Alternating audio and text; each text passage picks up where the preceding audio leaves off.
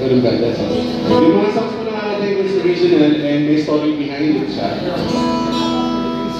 Kanina yung kanta mo kanina, yung kanta mo, sabi mo parang hindi mo maamin na nakatrabaho mo. So, bigyan pa rin akong song eh. Pero hindi naman siya katrabaho. I have written the song way back 2004 during high school days. Tanda ko na. Okay. First song is, it's actually called Biruan. Okay, so biruan more parang negative, diba? Maraming nag-aaway dahil sa biruan. Pero aminin na natin lahat, marami rin nagkakadevelopan dahil sa biruan. Diba? So this is actually the story. So there are two best friends, there are two good friends, lahat sila nagbibiruan. And they actually wishing to be with each other.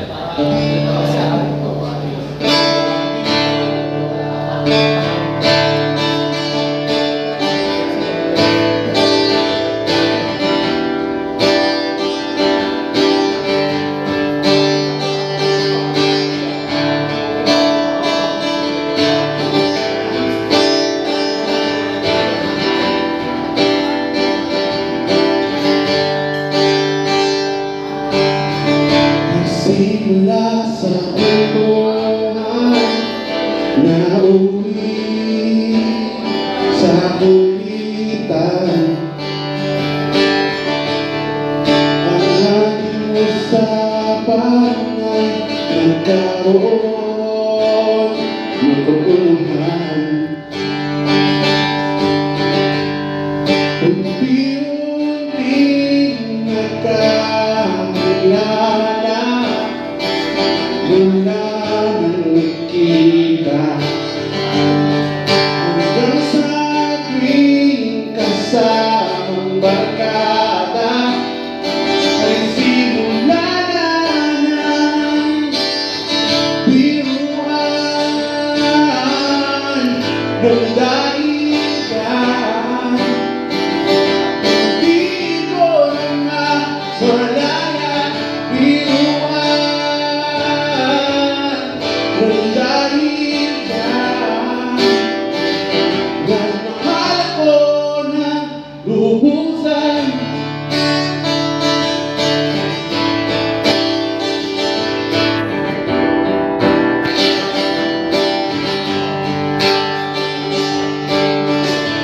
Di na iniisip, bigla na lang umiibig. Lubos kaya ang nahulog, damdamin ko'y inaalon. Sana lahat ng ito'y hindi magbago, kahit nagsimula sa biro. Hindi ko sa'yo, sana ay naging tayo nang matapos na ang biruan ng dahil dyan. Hindi ko mawalaya biruan ng dahil dyan. Nagmahal ako na lubusan ng dahil dyan sa biruan.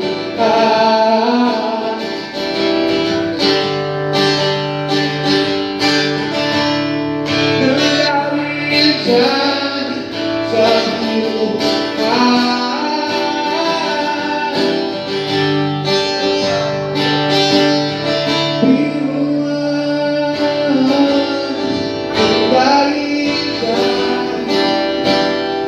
Hindi mo na malaya biruan ng dahil dyan. Nagmahal ako ng lubusan.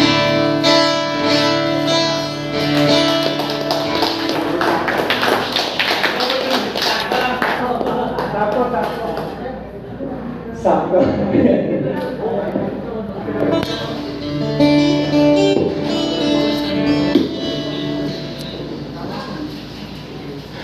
So, sinulit ko siya 2004, high school ako. So basically, best friend ko yung babae tsaka yung lalaki. So sila yung dalawa yung nagbibiroan. So nag-banda na rin po ako before, pero tumigil ako. Tapos bumalik ako 2019 na. Kagaya ni FY 2019 na. Tumigil ako ng pagbabanda kasi parang sabi ko wala nang future. Tumigil talaga ako actually. So alam niyo naman natin gano'ng kahirap talaga sa ganitong industry, di ba? So tumigil. Hanggang sa, nung na-inspire lang ako ng December Avenue, kasi 2019 ko sila first time narinig, yung Sleep Tonight. Sabi ko, ganun dyan na ako ah. Tapos nalaman ko na kasabayan ko lang din pala yung December Avenue. Wait, 2006, 2007. Sabi ko, kung di pala ako tumigil, baka sakali kahit pa paano, may napuntahan ako. No? So, it's really important. Sana makita natin yung community natin na ganito. Nagtutulungan tayo. No? So, yung next song po, title is Dito Lang Ako. Part 2 ng biroan. So dahil ako nga yung best friend ko ng dalawa, so technically, ngayon ko lang i-reveal, I also like the girl. Gusto ko din yung girl actually. Kaso hindi ako gusto eh. Ang gusto yung best friend ko.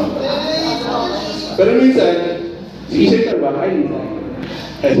So, dumarating sa buhay, alam mo yung minsan na, mahal mo yung tao, pero hindi ka gusto, pero mas pinipili mong mag-stay kasi masaya ka na makita siya masaya. Okay? It's not being martyr, hindi sa pagiging martyr yan ha, hindi yan sa pagiging martyr actually. Masaya ka kasi masaya siya. So sincere yun, sincere. So kahit ano, kaya ang tayo naman tayo, dito lang ako, na kahit anong mangyari, dito lang. Sige, paalam.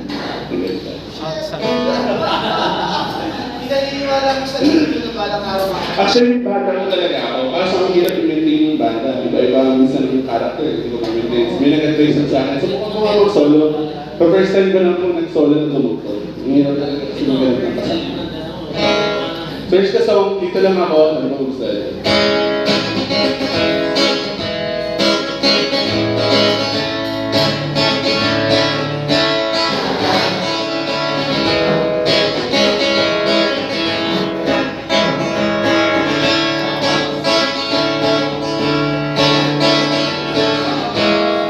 Akala mo ika'y nag-iisa,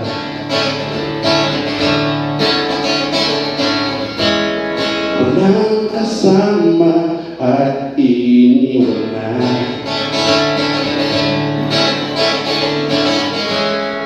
Ibahin mo ang iyong paningin,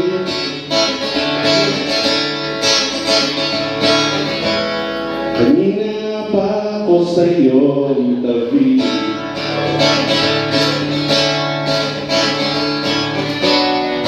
Lagi kong sinasabi, dito lang ako. Kahit kailan, kahit saan, ika'y dalamay pagkat dito lang ako. Sa tawanan mo naman, ika'y iwan pagkat dito lang ako, dito lang ako. Sarap to, kasi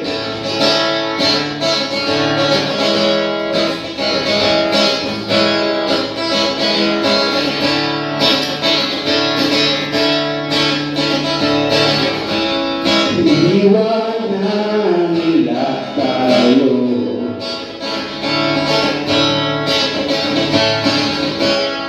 Ngunit ako'y dito lang sa'yo.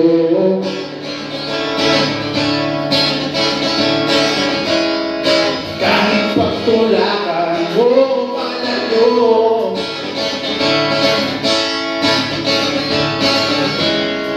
okay lang yan, basta dito lang ko.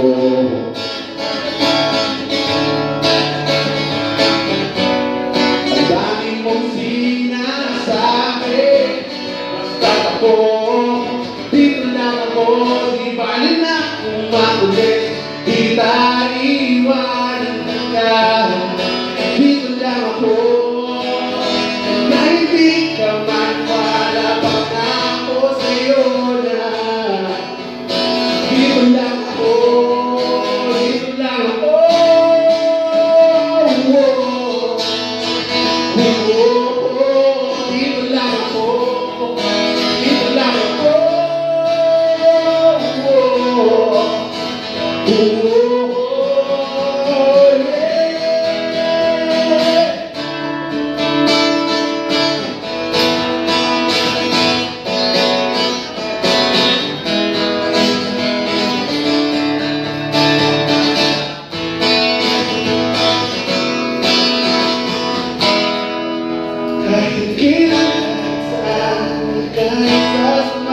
ang pagka inulang mo sa tawan mo man ika'y sasama ang pagka inulang mo di ba na ang makulit kita iwan ka dito lang ako kahit di ka maniwala pangako sa'yo na dito lang ako dito lang ako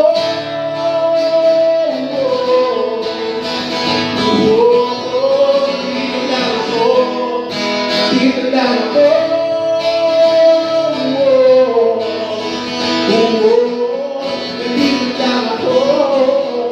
dito lang ako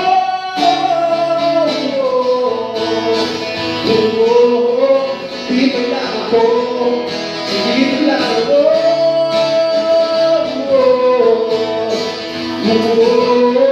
dito lang ako, dito lang ako. Andyan pa rin kayo. Last song, okay, so down to the last song. Okay. This song, kanina tumugtog si Sir Robish ng Christian song eh. Diba? So, Christian artist din kasi ako. Alam niyo po, nakikita ko sa US, just to share lang. Ang Christian artist po sa US, may sarili silang Billboard 100. Tapos sana sa Pilipinas, magkaroon din tayo ng gano'n. May separated na ano, para may chance din for the, yung stream ng Christian song, pero may chance. So, I challenge myself, sabi ko, kailangan ko magsulat ng kanta na parang Christian song, pero at the same time, love song din siya, na pwede mo siyang gamitin for someone.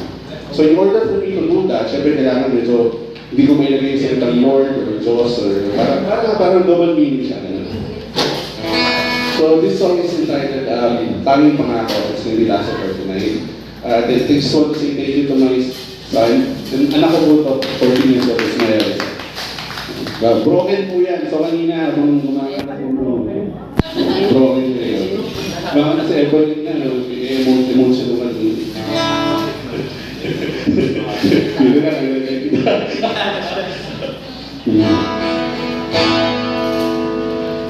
Sabi ko, ay, sana makita natin yung community na ganito, na healthy po. So, kung hindi niyo po alam, kung nakasapalo ko yung kay Lionel, yung mga ng singing, talagang nandun siya sa point, babagsak na siya, pero nilipap siya, ganyan pa rin. Talagang, ngayon nakikita siya ng so, sana naging tayo.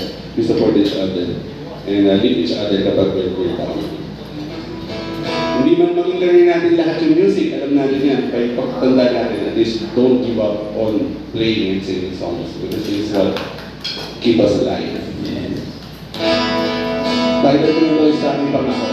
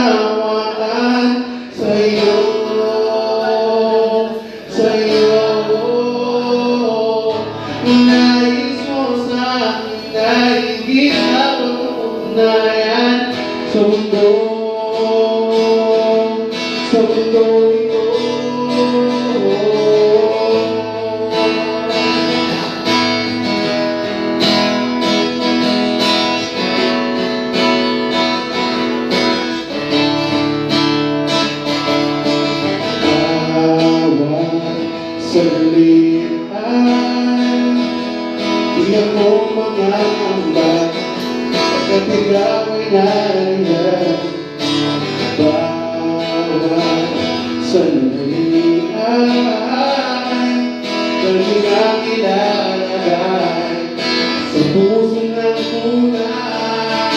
Pangako mo sa aking bawat tanging pangawakan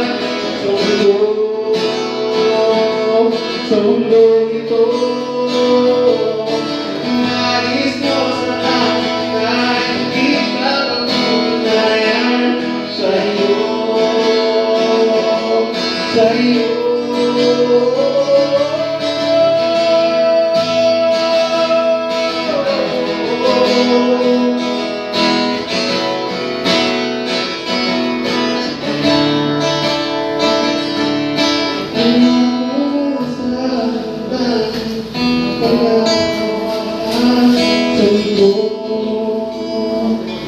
Sundong ito, nais mo sa akin ay higit na magmulayan sa'yo, sa'yo. Pangako mo sa aking bawat tanging panawagan sa mundong ito. Nais mo sa akin ay higit na magmulayan sa'yo, sa'yo.